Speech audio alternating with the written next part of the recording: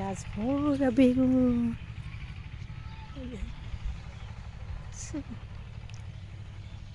মাটিতেও বেগুন ধরছে। আসসালামু আলাইকুম।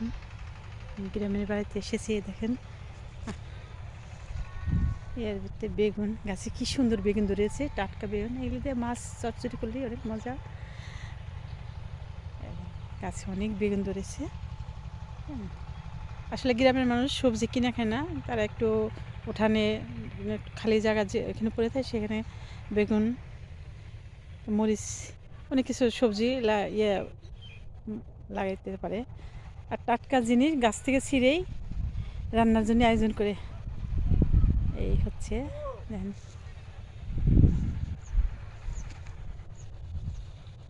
এই যে পাশে পেঁয়াজ ক্ষেত, এখানে বেগুন। হ্যাঁ, ওই দেখেন লাল শাক, ওই যে গাছ, ওখানে মাঝখানে একটা বড়ি গাছ। এই হচ্ছে আমাদের গ্রামের ঐতিহ্য।